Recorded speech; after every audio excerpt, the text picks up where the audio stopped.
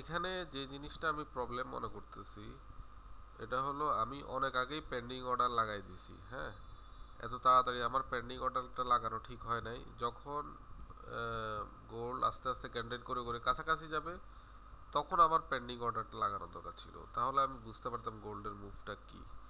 কিন্তু আগে ভাগে লাগানোর কারণে এখান থেকে ধাপ করে মেরে দিছে।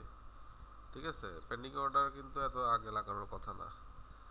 আর এত আগে না লাগালে আমার এই ট্রেডটা আমি রক্ষা পাইতাম। আরেকটা ব্যাপার হলো এখানে এই ক্যান্ডেলগুলো খুবই হিজিবিজি, অর্ডার ব্লক ফাইন্ড করা খুব কষ্ট।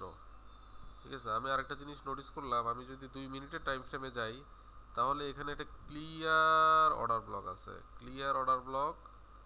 হ্যাঁ, এবং এখানেই ট্যাপ করেই কিন্তু গোল্ড পড়লো।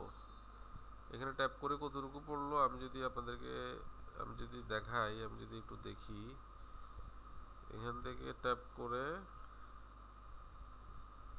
এখান থেকে ট্যাপ করে পরবর্তী যদি এখানে একটা অর্ডার ব্লক আছে 1:3 উপরে মুভ দিয়ে দিছে। সো আমি ঠান্ডা মাথায় যদি আগে ভাগে পেন্ডিং অর্ডারটা না লাগাইয়া 2 মিনিটের অর্ডার ব্লক থেকে নিতাম তাহলে আমার ট্রেডটা সবচেয়ে সুন্দর হতো। আর এই ধরনের ঘটনা থাকলে, এই যে অর্ডার ব্লকের আশেপাশে যদি উইকলা বেশি ক্যান্ডেল থাকে তাহলে এই অর্ডার ব্লকগুলো খুব কম কাজ করে।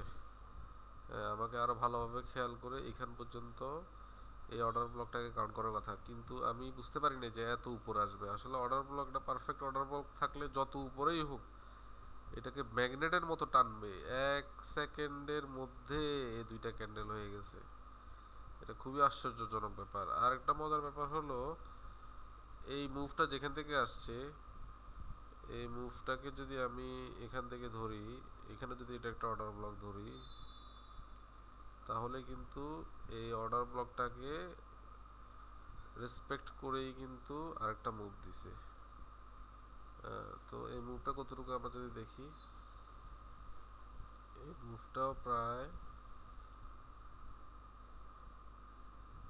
প্রায় 1:2 উপরে এনাফ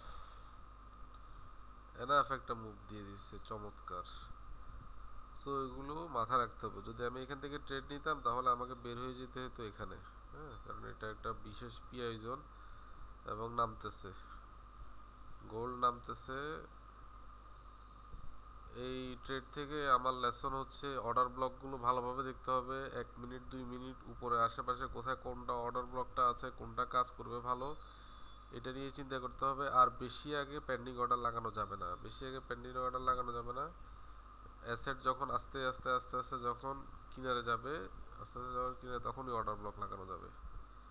হ্যাঁ, ইউএস অয়েল এবং ডিএক্সওয়াই অনেক বেয়ারিশ ছিল, মূলত এখানেই একটা মুভ আসছে। এই অর্ডার ব্লকটাকে ট্যাপ করার জন্যই মূলত এই মুভটা দেওয়া হয়েছে।